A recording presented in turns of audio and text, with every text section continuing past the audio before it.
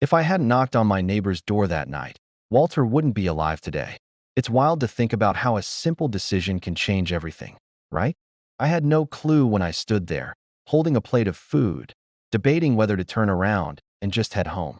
At that moment, it felt like such a small thing, just an awkward moment, you know? The kind of thing that makes you talk yourself out of doing it. But looking back now, it hits me hard. Silence can be deadly.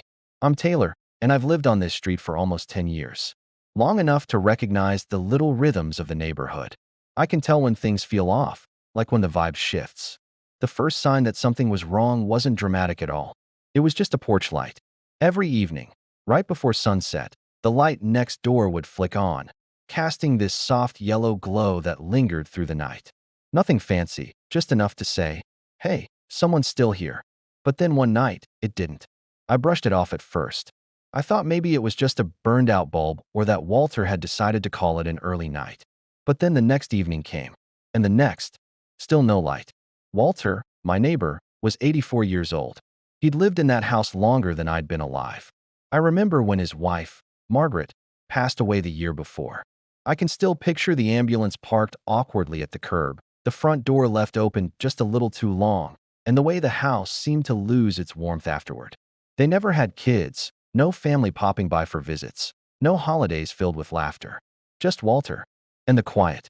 At first, he tried to keep going. I'd see him pick up the newspaper every morning, still watering Margaret's plants, still waving when I passed by. But grief doesn't hit all at once. It erodes you slowly. The blinds stayed closed longer. The walk stopped. The porch chair sat empty. And then, the porch light went dark. Walter wasn't gone, but he was fading, right in front of me. The most unsettling part? How easy it would have been to ignore it all. No alarms, no cries for help. Just a man slowly disappearing behind those closed blinds. I told myself it wasn't my place to intrude. I figured maybe he wanted to be alone, that he didn't need me barging in. But one night, while I was standing in my kitchen, something shifted. I was making dinner, just pasta and a pork chop, nothing fancy. Comfort food, you know? Without even thinking, I added more. A little extra pasta, one more pork chop. I stared at the plate afterward, my heart racing. This is weird, I thought. You're going to make this uncomfortable. But then I thought about the dark porch. So, I grabbed my jacket, picked up the plate, and walked next door. I knocked. There was a long pause, long enough for me to almost turn around and leave.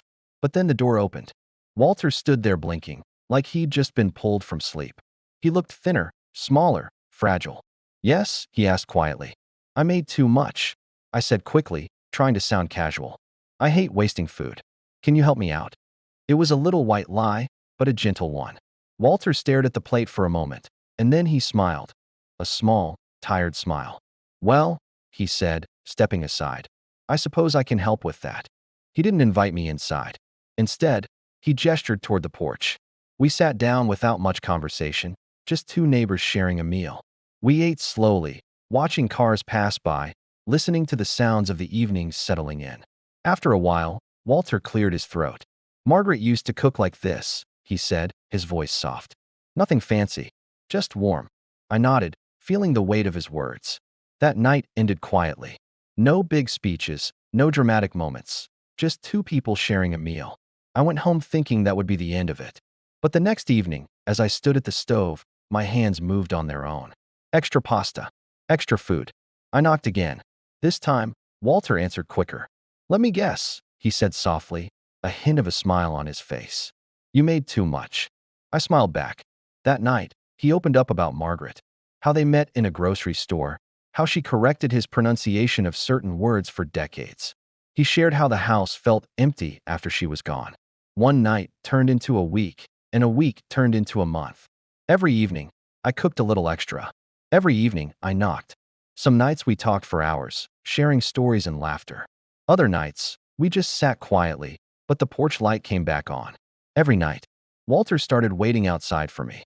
Jacket on, chair pulled forward, light glowing, like he didn't want to miss the knock. Yesterday evening, I made stew. When I walked over, Walter seemed quieter than usual. We ate slowly, and halfway through, he set his fork down. Taylor, he said, his voice low. I looked at him, feeling a knot in my stomach. I was ready, he whispered. I didn't interrupt. I figured I'd just go to sleep one night, he continued, staring at the street. And that would be it. My chest tightened. There didn't seem to be a reason to wake up, he said, his gaze shifting to me. No one was waiting. Then he turned to me, his voice shaking. But then you knocked. His words hit me like a wave. And now, he said, I have to stay up and see what you cook tomorrow. I couldn't speak. I just sat there, holding back tears. That night, walking home, I understood something profound. It cost me almost nothing, a little flour, a little time. But to Walter, it gave him a tomorrow. Loneliness doesn't always ask for help. Sometimes it just waits quietly, hoping someone notices the silence. And sometimes, the best medicine for loneliness isn't a pill, it's a knock on the door. If you or someone you know is struggling with feelings of loneliness or depression, please know there are people who want to help. You can find resources in the description below. Thank you for listening, and if you enjoyed this story, please consider subscribing for more. It really means a lot.